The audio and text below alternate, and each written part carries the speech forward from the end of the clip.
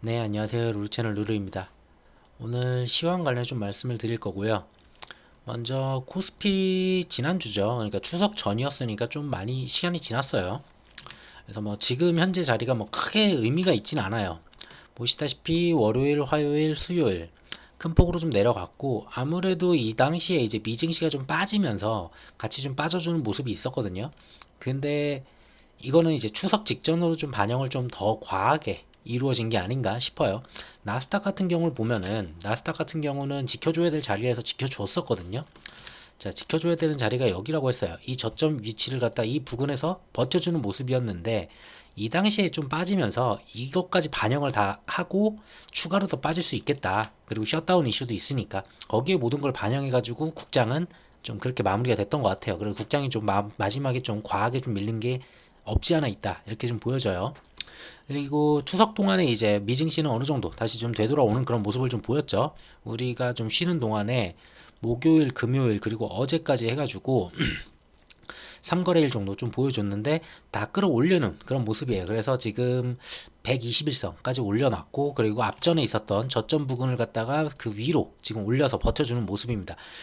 우선 뭐 중요한 내용들은 뒤에서 이제 설명을 좀 따로 드리고, 자, 그래서 차트상으로 봤을 때는 앞전에 저점을 갖다 지켜주는 모습이 나왔기 때문에 국장으로 다시 돌아가서 보면은 코스피 같은 경우는 앞전에 저점을 갖다가 지켜주는 위치인 다시 2500선 부근까지는 들어 올릴 가능성이 있어요. 여기까지는 충분히 올 힘이 있다고 이제 보여지고요. 뭐 오늘 미증시는 봐야 되겠지만, 오늘 미증시도 뭐 그렇게 나쁠 것 같지는 않아요.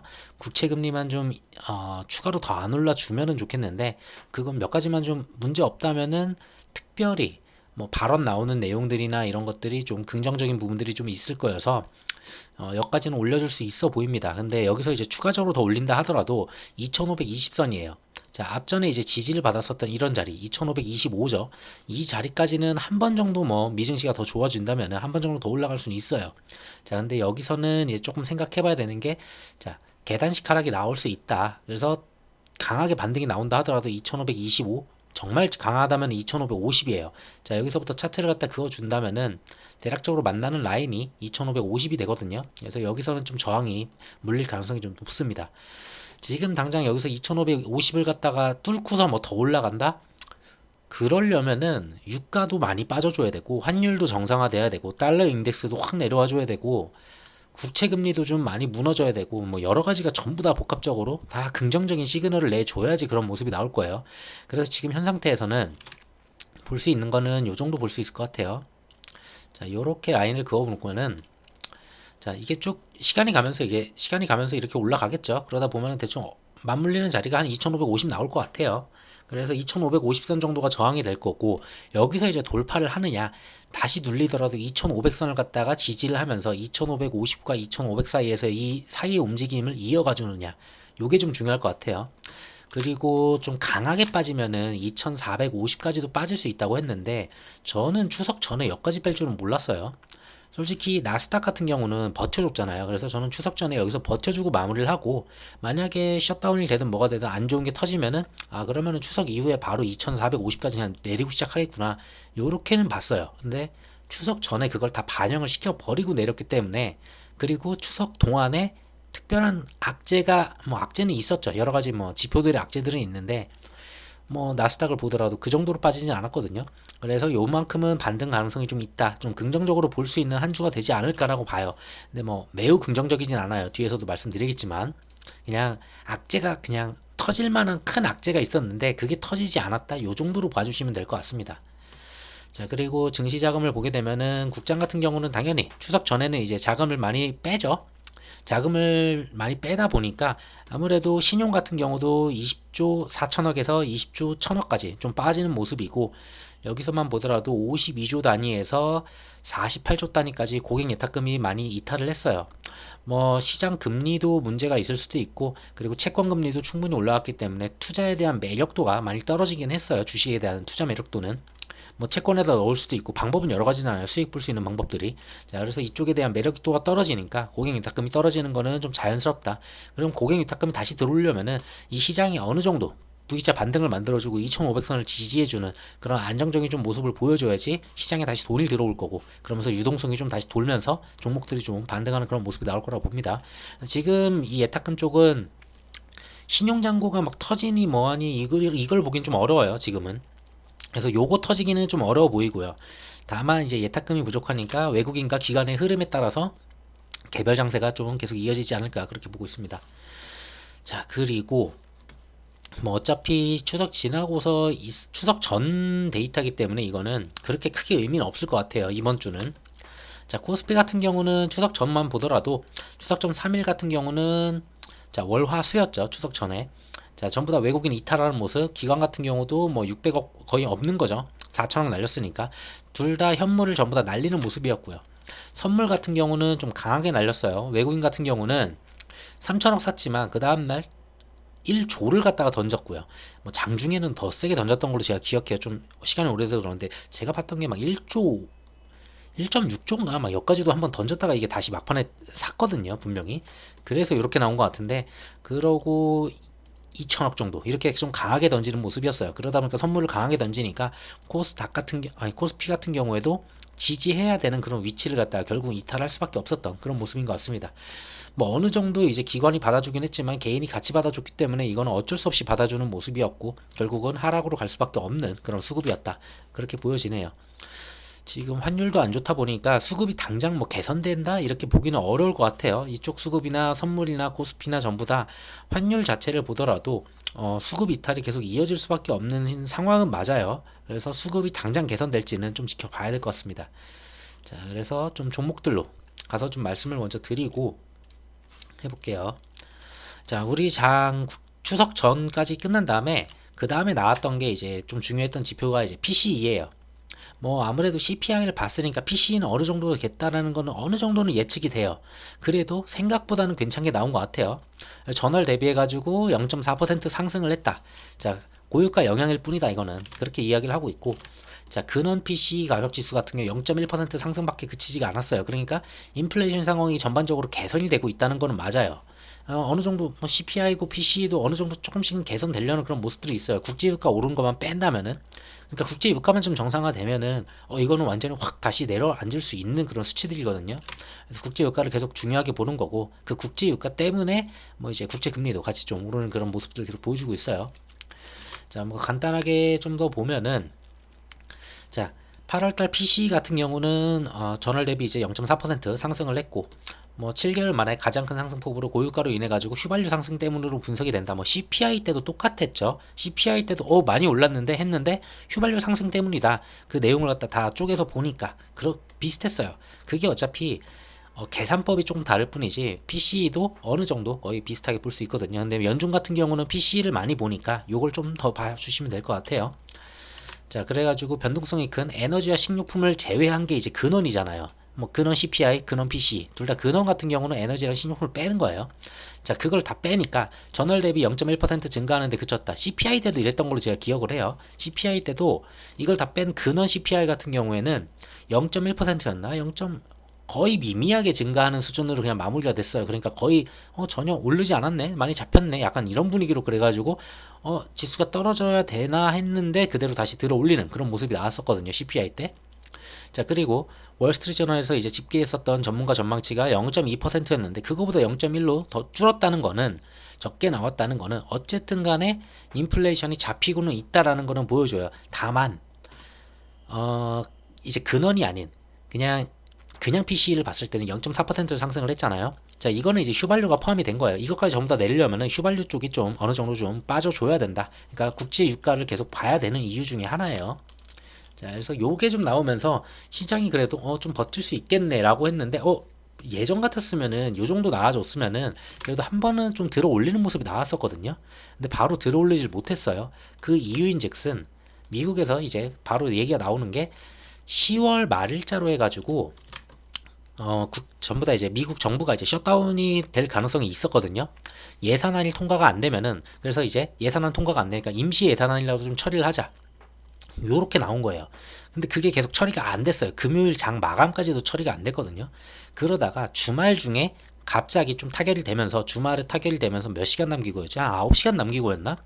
이게 타결이 됐어요. 임시 예산안이 처리가 되면서 셧다운은 어쨌든간 넘어갔어요. 그러면서 45일이라는 시간을 갖다가 벌게 되었고 결국은 11월 17일인가 다시 또 표결에 들어갈 거예요. 그때까지 그냥 시간을 벌었다. 이렇게 좀 생각해 주시면 될 것 같아요. 자, 그렇게 보시면 되고, 자, 그래서 이게 좀 끝나면서 그러면은 미증시가 월요일날 좀 오르겠다 라고는 생각이 들었어요. 근데 강하게 오르기는 어려워요. 왜? 다만 지금까지 증시가 못 올라간 게 이 셧다운 하나 때문이 아니거든요. 매번 얘기했었던 국제 유가, 그리고 채권, 그 미국채 10년물, 그리고 환율, 요 세 가지 때문에 못 오르는 거지 요거 때문은 아니었어요. 그러니까 추가적으로 강한 또 하나의 악재가 터질 뻔했던 게 그냥 안정적으로 잘 넘어갔구나 요렇게 생각하시면 될 것 같아요. 그러다 보니까 요걸 보고서 이제 딱 볼 수 있었던 거는 나스닥 같은 경우는 분명한 거는 그러면은 얘네가 여기서 셧다운을 피했으니까 여기서 만약에 셧다운이 나왔으면 그냥 이대로 내일 꽂았을 거예요. 뭐가 됐든지 간에 내일 꽂았을 거예요. 우선은 그러면 여긴 버텨주겠다 라는 게 이제 좀 답안지가 좀 됐다고 보여져요. 그래서 이 라인에서 좀 버텨주는 모습이 좀 추가적으로 나올 가능성이 높고요. 만약에 뭐 국채금리가 갑자기 또 어제도 많이 올랐거든요. 어제도 한 0.12% 가까이 올랐는데 그 이상 더 올라간다? 막 하루에 막 0.1씩 계속 올라간다? 그러면은 무너질 수밖에 없어요. 그거는. 근데 그 정도 수준이 아니고 오락내리락 해준다면은 요 자리는 버틸 수 있겠다 라는 좀 그런 모습이 지금 보였거든요. 자, 그래서 여기서는 좀 버틸 가능성이 높다. 그렇게 보면은 국장 같은 경우 아까 설명드린 대로 2500선까지는 그래도 좀 반등이 좀 나올 수는 있겠다. 그리고 2500선에서 또 버티면서 미증시하고 국채금리 여러 가지 지표들 또 상황을 또 지켜보겠죠. 자, 그렇게 보시면 될 것 같고, 그리고 이제 또 추가로 나왔었던 게 역시나 셧다운 우려가 해소가 됐잖아요. 이 우려가 해소가 됐음에도 혼조세예요. 이유는 간단해요. 이 셧다운 문제가 아니고 지금까지 지수가 꾸준히 늘렸던 거는 국채 금리가 계속 꾸준히 올라갔고 국제 유가가 꾸준히 올라갔고 환율이 꾸준히 올라갔기 때문에 문제인데 그 세 가지는 전혀 해소가 안 됐어요. 오히려 더 올라갔지. 자, 그러면은 최악으로 안 갔다 뿐이지 뭔가 크게 모든 게 해소된 게 아니니까 큰 상승을 이루어내기는 어려워요. 그렇지만 어느 정도 그 자리를 버텨줄 수 있었다. 그래가지고 나스닥 같은 경우에 플러스 0.67%, 그리고 빅테크들이 어느 정도 잘 버텨주는 그런 장세를 갖다 좀 보여주는 그런 하루였던 것 같아요. 오늘 같은 경우 좀 이따 말씀드리겠지만 오늘만 좀 잘 버텨주면은 국장은 내일 뭐 시작이 엄청 강하지는 않을 거예요. 엄청 강하진 않아도 어느 정도 좀 버텨주는 모습에서 뭐 하루 이틀 안에 뭐 한 2,500까지는 회복하는 그런 장세는 좀 보여주지 않을까 기대를 해봅니다. 자, 그리고 어제 나온 지표가 또 하나가 있었죠. 근데 여기서는 그리 좋진 않았어요. 자, 제조업 PMI죠. PMI 지수가 나왔는데, 자, 이게 위축세는 지속이에요. 말은 위축세예요. 이게 50 이하면은 위축세라고 얘기를 하긴 하거든요. 숫자가 이제 50 이하면은 이제 위축세인데, 자, 이 위축세가 계속 위축세라고는 하지만 경기가 위축세를 이어왔다. 하지만 시장 예상치를 갖다 윗돌았다. 그러니까 조금씩 올라오고 있어요. 그 이야기는 뭐냐면은 제조업 지수가 올라온다는 거는 그만큼 제조를 하는데 그 단가가 올라간다는 거예요. 그 인건비나 뭐든 뭐 비용들이 올라가는데 그게 계속 생산을 해도 된다는 거죠. 그 이야기는 그걸 구매할 수 있는 사람들이 있다는 거고, 그러면은 미국의 경제는 여전히 튼튼하다. 이걸 갖다가 보여주는 그런 지표다라고 보시면 될 것 같아요. 중국 같은 경우는 이게 지금 떨어지면 안 돼요. 중국은 이건 오히려 올라가야 되고 미국은 이게 좀 떨어져야 돼요. 반대로. 지금 중국은 경제가 위기다 하면서 이거 제조를 해도 뭐 사람들이 구매를 안 하고 이거 문제다라고 하니까 걔네들은 오히려 제조업 지수가 오히려 올라가줘야지 긍정적으로 봐요. 근데 미국 같은 경우에는 사람들 소비가 너무 잘해. 그러니까 우린 금리를 계속 올릴 수 있어. 미국의 경제는 튼튼해. 이걸 갖다가 박살 내려면은 결국은 PMI 지수가 어느 정도 좀 빠져주는 모습이 있어야 돼요. 뭐 과하게 빠지면 또 그건 다 안 되겠지만 어느 정도 빠져주는 모습이 있어줘야지 이제 좀 인플레이션이 위축되면서 사람들이 소비도 못하고 결국은 제조업 지수도 내려가는구나. 요렇게 볼 수가 있거든요. 자, 그렇게 보시면 돼요. 그래서 어쨌든 간에 요거는 전반적으로 조금씩 올라왔어요. 지금 3개월 동안에 계속 올라왔거든요. PMI 지수가. 자, 그러다 보니까 얘네 같은 경우는 지금 좋은 데이터는 아니었어요. 그래서 어제 좀 혼조세가 좀 있었던 것 같고요. 자, 그리고 그나마 좀 다행이었었던 거는 어제 같은 경우에는 이제 미국 내년 경제 성장률이 4.8%에서 4.4%로 이제 하향 전망을 한다라는 내용이 좀 나왔어요. 4.4%로 내린다는 거는 이제 그만큼 성장을 좀 덜 한다라는 거고, 자, 그러다 보니까 아무래도 성장이 좀 덜 하게 되면은 뭐랄까 그 수요나 이런 게 좀 떨어지거든요. 자, 그러다 보니까 어느 정도 이런 부분들에서 이제 국제 유가의 가격이 조금 소폭 내려가는 그런 모습을 좀 보였던 것 같아요. 그리고 또 하나 나왔던 게 9월달 오펙 원유 생산량을 좀 열어봤더니만 나이지리아하고 이란의 증산으로 인해 가지고 9월달 오펙 원유 생산량은 총량은 증가를 했어요. 그러니까 사우디가 감산을 했잖아요. 러시아도 감산을 했고, 그랬음에도 불구하고 전체 총량을 봤는데 전체 총량은 오히려 늘었다. 그러면서 이제 이러면은 얘네들이 계속 이렇게 생산해 준다면은 얘네가 추가 감산을 더 때리지 않는 이상, 솔직히 바이든까지 가서 이야기를 하고 왔는데 여기서 더 때리지 않는 이상 뭐 여기서 더 국제 유가가 오를까 이러면서 지금까지 차익 실현이 좀 벌어지는 그런 모습이 나왔던 것 같아요. 좀 과하게 한번 팍 빠졌거든요. 국제 유가가 좀 이따 보여드리겠지만, 자, 그런 모습이 있어서 국제 유가는 좀 빠지는 모습이 좀 나왔어요. 다행히. 자, 그리고 어제 이제 또 파월이 이제 발언이 있었는데, 연준은 이제 물가 안정에 이제 집중을 하고 있다. 뭐 비슷한 내용이에요. 그냥 지금까지 잘 하고 있고, 자, 중요한 거는 이제 뭐 추가 인상이 아니다. 더 추가적으로 금리를 인상을 하는 게 아니고 지금부터 이제 쭉 끌고 가면서 장기적으로 이제 고금리를 갖다가 이어가면서 여기서 고용이든 모든 지표들이 얼만큼 빠르게 떨어지는지 그걸로 이제 확인하겠다. 그게 만약에 확인이 안 되면 당연히 추가 인상도 할 수 있다. 요런 내용들이 이제 각각의 뭐 이제 사람들마다 이제 이야기를 하는 연준 이사들마다 아니면은 FOMC 의원 뭐 그런 자리에 있으신 분들마다 이야기가 좀 달라요. 그래서 물가를 잡기 위해서는 추가 긴축이 필요하다는 분들도 있고, 지금 중요한 건 추가 인상이 아니라는 분들도 있고. 자, 파월 같은 경우에는 물가 안정을 위해 그냥 집중하고 있다. 좀 더 지켜보자. 지표를 보자. 약간 요런 식의 그런 멘트들이 있으면서 시장이 혼조세를 이어갈 수밖에 없는 모습이었어요. 아무래도 셧다운이 끝나고 그 다음에 셧다운 이슈가 해소가 된 다음에 첫날이었었고, 미증시가 움직이는 첫날이었었고, 그러면 당연히 혼조세죠. 갑자기 급등을 할 수도 있고 급락을 할 수도 있는데 이것도 저것도 아닌데 거기서 이런 위원들이 얘기를 하는데 이도저도 아닌 매파와 비둘기파가 다 섞인 식으로 지금 이런 식으로 발언이 나오니까 시장은 당연히 혼돈을 또 이어가고, 그렇다고 국채금리는 또 강하게 올라가는데 국제 유가는 또 빠지고, 그러다 보니까 시장은 어제는 좀 혼조세가 이어졌다고 봐요. 그래서 오늘이죠. 오늘 밤에 미증시는 좀 방향성을 보여주지 않을까라는 기대는 좀 가지고 있어요. 오늘 같은 날은 이제 미증시 같은 경우가 솔직히 이 위에서 놀면서 지금 여길 저항으로 잡고 있거든요. 자, 이렇게 보면은 자, 이렇게 보면은 자, 여기가 저항이에요. 그래서 여기를 갖다가 맞춰보게 되면은 정확하게 이 자리가 저항이에요. 전부 다.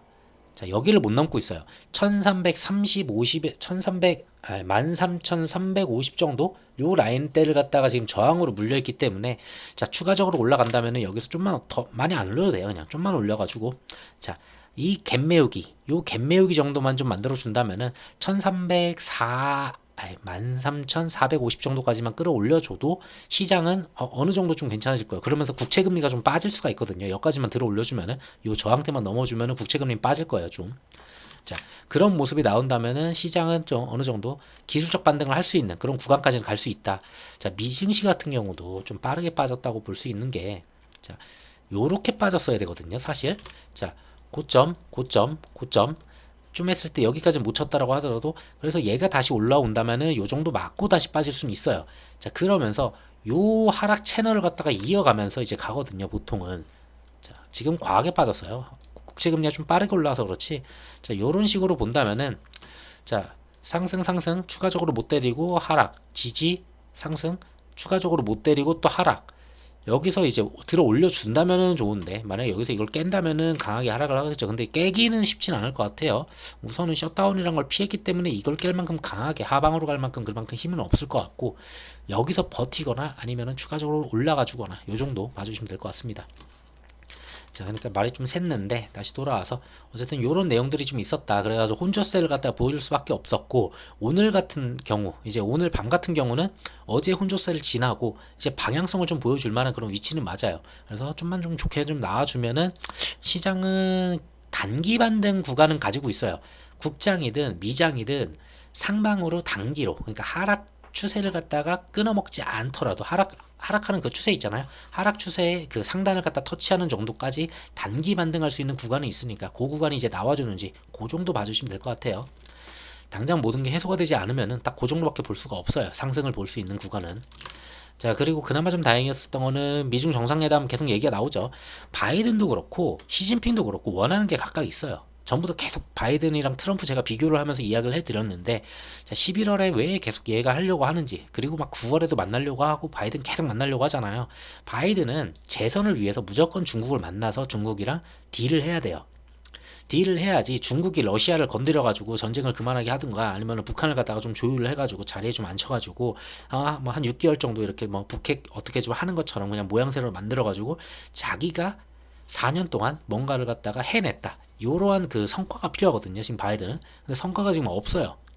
뭐 지금 가지고 있는 성과가 바이든 하나도 없어요. 그러면 재선 안 그래도 어려워요. 나이도 많다고 지금 안 그래도 지금 뽐니 많이 하고 있는데, 자, 그래서 바이든 같은 경우는 재선을 위해서 시진핑이 매우 필요하고, 그러려면 시진핑한테 딜을 줘야 되겠죠. 시진핑이 뭔가를 주면은 재선을 위해서 뭘 던져주면은 그 재선을 위해서 시진핑한테 경제를 뭔가를 던져줘야 되겠죠.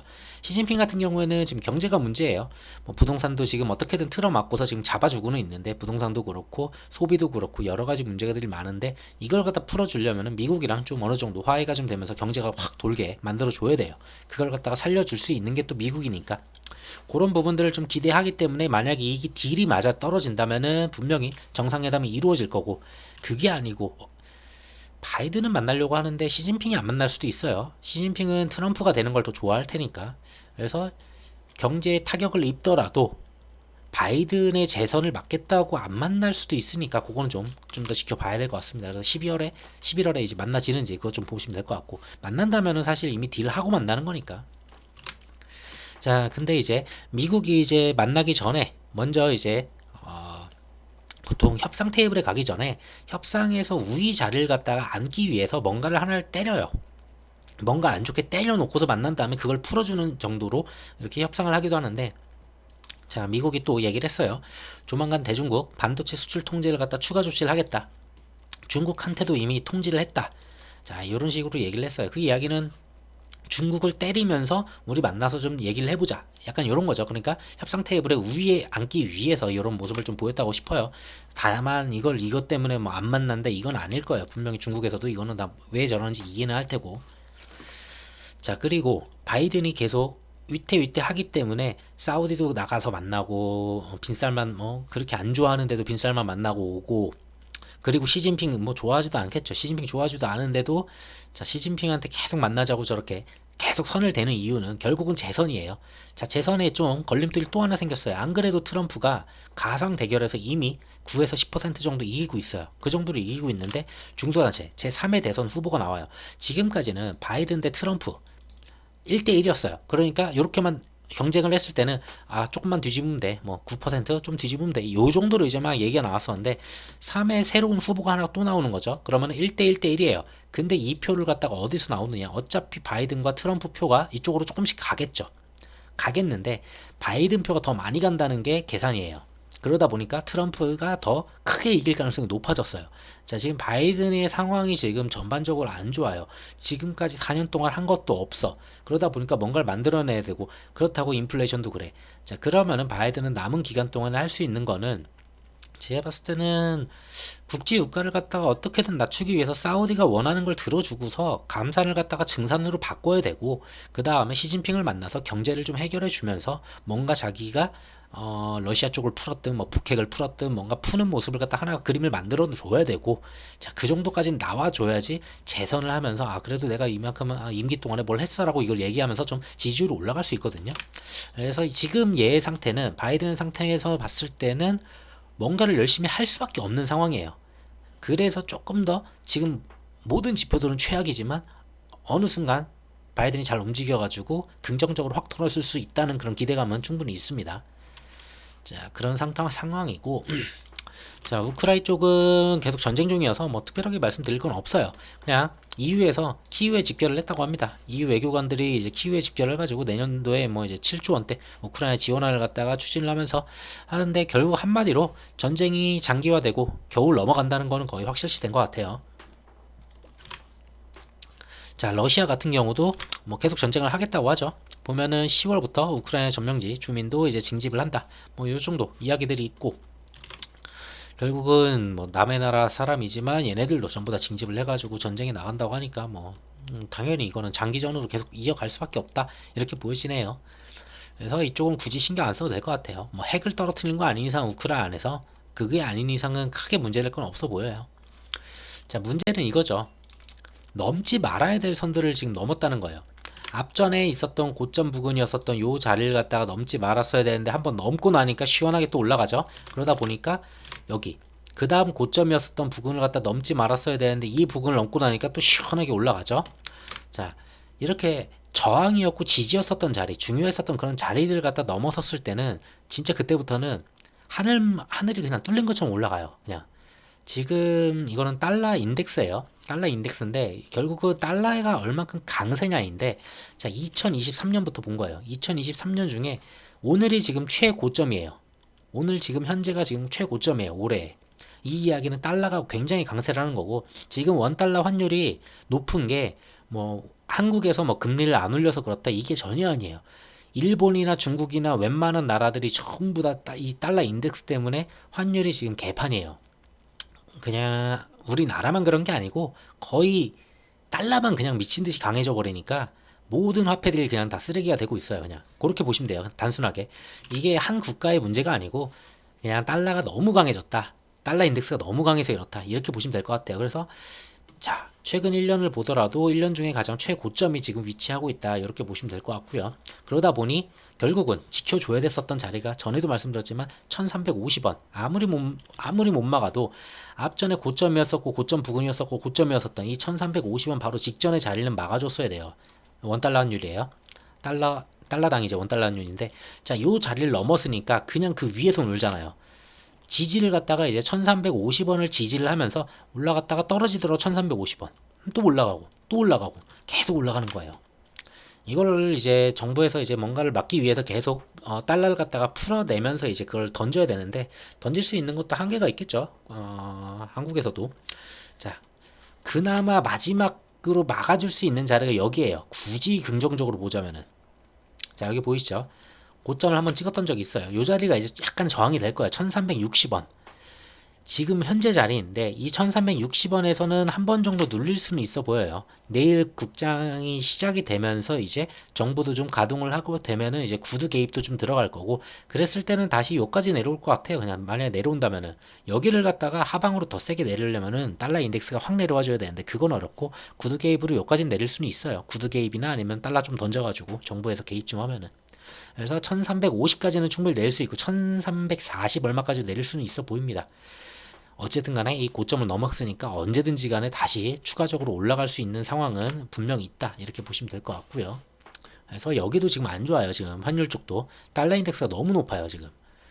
자, 저 달러 인덱스가 내려오는 걸 봐야 되고요. 원달러 환율도 중요하지만 원달러 환율이 그래도 엔화보다는 훨씬 덜 올랐어요. 진짜 잘 버텨줬는데 원달러는, 근데 이 달러 인덱스가 이렇게까지 고점을 찍는데 이건 어쩔 수 없는 것 같아요. 이렇게까지 고점 찍어주는데 이게 여기까지 버텨준 것도 전 다행이라고 보고 있어요, 그냥. 자, 그리고 국채금리, 미 국채금리도 전에도 말씀드렸다시피 앞전에 있었던 이 고점, 그리고 또 고점을 갱신하네. 여기서는 막혀야 된다. 자, 이랬을 때 이 고점이 뚫렸을 때는 정신 나간 듯이 그냥 올라갑니다, 그냥. 지금 4.3에서 4.4포인트 여기가 되게 중요한 라인이다라고 했는데 이게 뚫리니까 지금 4.7%까지 올라갔었어요. 어젯밤에. 진짜 이거 4.7이면 곧 5% 가거든요. 근데 5% 가면은 오히려 좀 좋은 걸 있을 수도 있어요. 지수는 좀 더 밀릴 수 있겠지만 이게 5%를 가면은 웬만한 연준 인사들이 얘기를 했을 때 이거 5%까지 가면은 이거 이미 다 됐다. 시장에서 이거 못 버틴다. 결국은 그때부터 이제 금리 인상에 대한 이야기는 단 한 번도 나올 수가 없을 거예요. 나오기가 어렵다고 전 보거든요. 그러면은 그냥 요것만 5%여도 시장에서는 거의 소비를 거의 못하는 그런 수준까지도 나올 수가 있거든요. 그래서 이 정도면 거의 다 끝나지 않았느냐라고 좀 보여지기는 해요. 근데 저까지 올리면 큰일 나죠. 우리가 큰일 나니까. 그래서 얘도 한 번은 좀 눌러주는 모습이 필요하고, 요 라인을 갖다가 넘어섰잖아요. 지금 요 라인을 넘어섰기 때문에 눌린다면은 다시 눌려봐야, 크게 세게 눌려봐야 4.4까지밖에 못 내려와요. 진짜 세게 내려와도 4.4 또 지지하고 다시 올라가겠죠. 다시 올라갈 때 여기서 막힌다면은 그때 이제 좀 하방으로 이렇게 내려오는 거고, 이 상방을 또 뚫면은 또 올라가서 또 이렇게 가겠죠. 자, 요렇게 좀 봐주시면 될 것 같고요.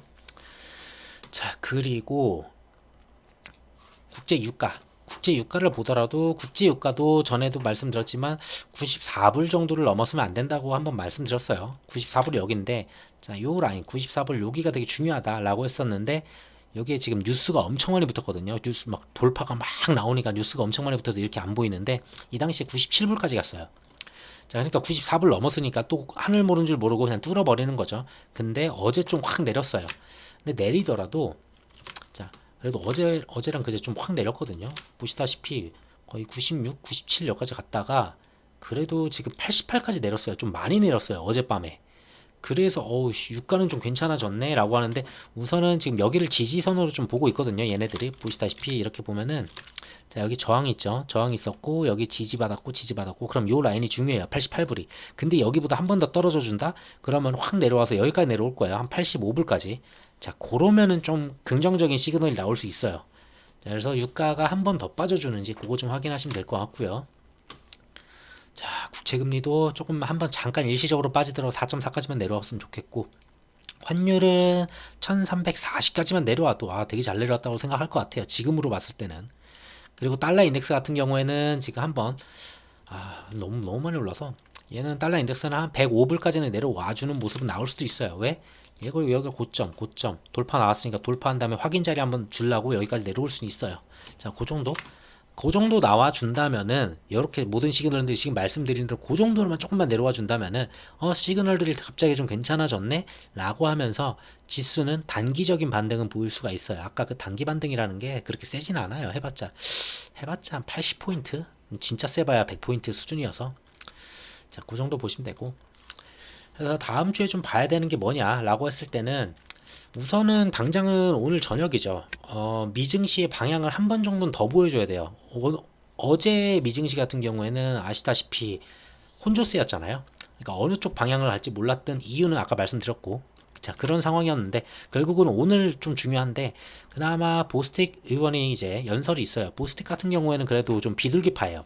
비둘기파다 보니까 장 전에 좀 괜찮게 좀 뭐라고 좀 던져주길 좀 기대를 하고 있고요. 자, 중요한 건 요거예요. 오늘 밤에는. 자, 졸츠 이제 보고서가 이제 나오는데, 이제 고용 보고서죠. 자, 요게 만약에 이상하게만 안 나오면 돼요. 정말 이상하게만 안 나오면은 얘랑 얘만으로 오늘은 시장을 움직일 거예요. 오늘 밤에는. 이것만 괜찮게 나온다면은 전혀 문제가 없을 것 같습니다. 자, 그 정도 보시면 되고, 쭉 보면은 수요일부터 해가지고 계속 금요일까지 고용 지표들은 계속 나와요. 계속 고용 지표예요. 그래서 고용 지표 뭐 ADP, 비농업 부분 이제 고용 변화, 그러고 서비스 구매자 관리자 수, 요 정도가 있는데, 그리고 국제 유가 쪽 유가들 뭐 이제 재고 이런 부분들인데, 재고가 미국에서 좀 많이 떨어졌기 때문에 이번에도 원유 재고 갑자기 늘었을 것 같지는 않아요. 전보다 늘었다면 좀 그래도 늘었네 이러겠는데, 이거는 뭐 그렇게 긍정적으로 보기는 어려울 것 같고, 나와 봐야지 할 것 같아요. 진짜 원유 재고는 어떻게 파악하기 어려워서. 자, 그 다음에 이제 목요일날 나오는 게 또 신규 실업수당. 자, 청구 건수. 자, 실업률이 얼마큼 나오는지 대충 가늠을 해볼 수 있는 그런 지표들이죠. 자, 그리고 쭉 보면은 뭐 금요일이죠. 금요일이 이제 모든 고용 지표가 다 나온 때고, 가장 중요한 게 평균 시간당 임금 수당. 시간당 돈을 얼마만큼 많이 버느냐. 이거에 따라서 이제 인플레이션이 좀 꺾이고 있구나. 요걸 갖다가 보여주는 정확한 지표죠. 거기에다가 실업률이 좀 더 늘어줘야 돼요.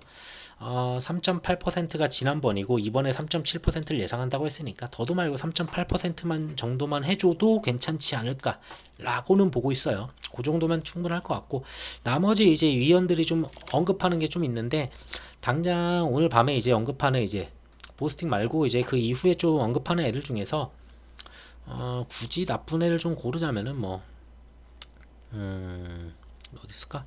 보험원 같은 경우에 조금 매파적인 그런 경향이 좀 있고요. 그러고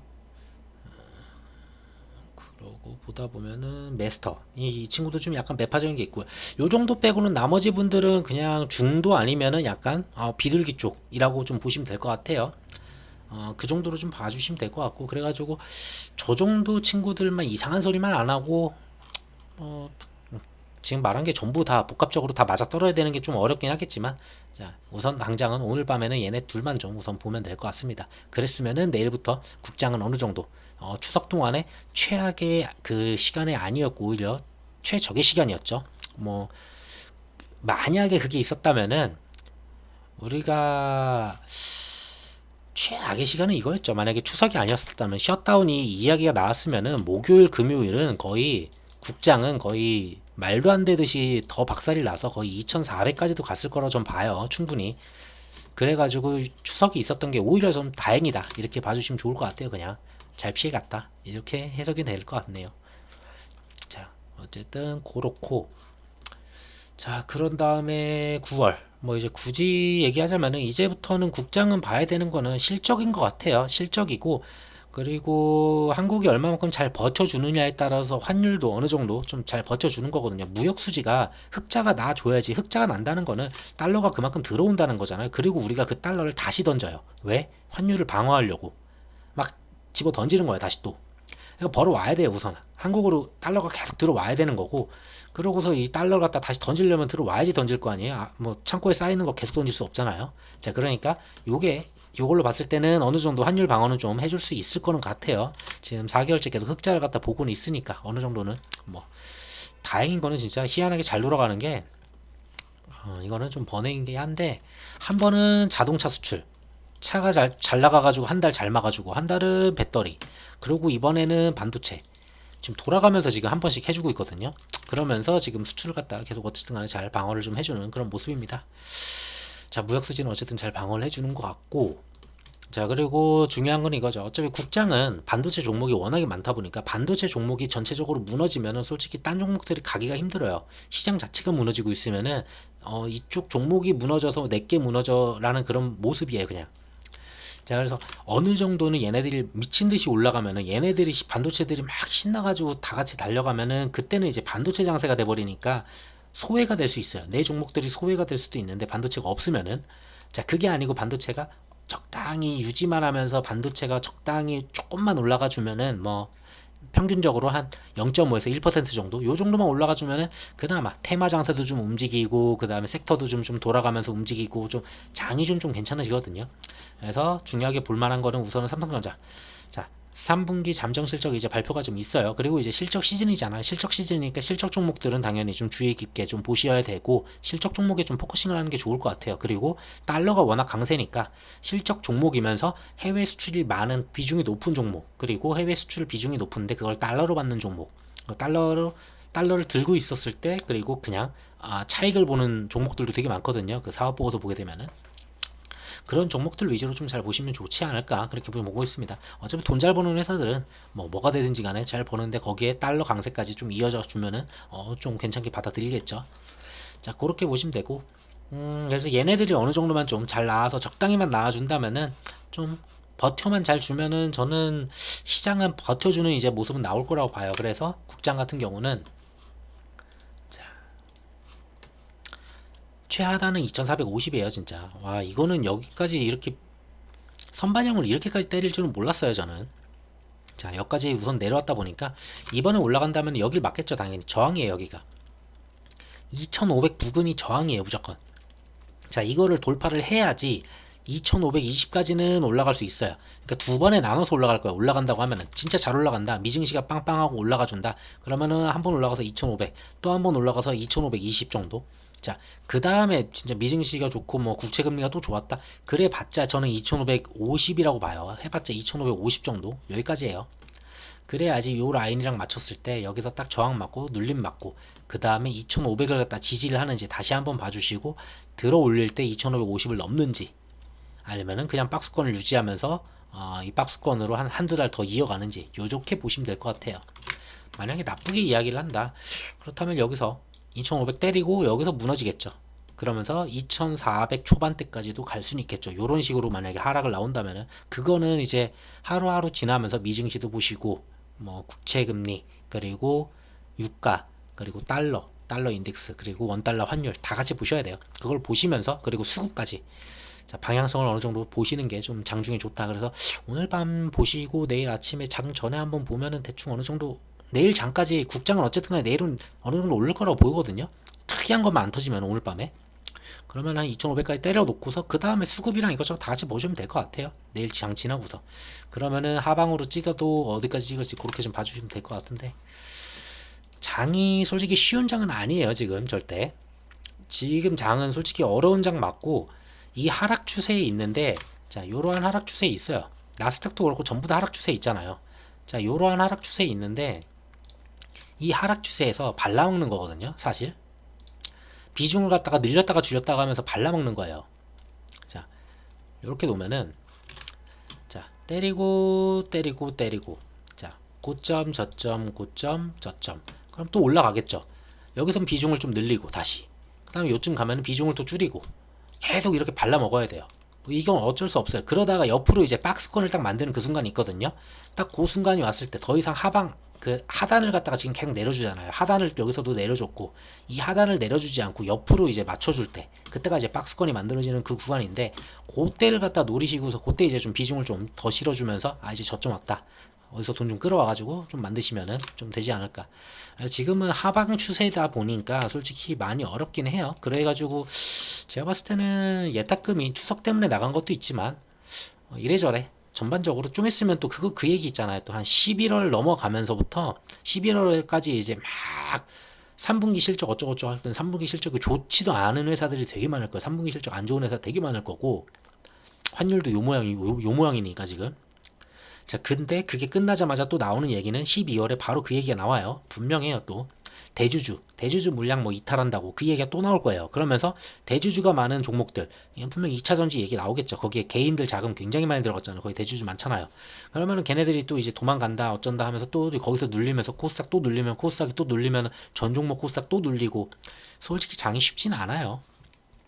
결국은 차라리 쉽게 게임하시려면은 거의 12월 마지막 그 대주주 마지막 그 매도 날짜가 있어요. 그게 그 전에 한 2거래일 전이 있거든요.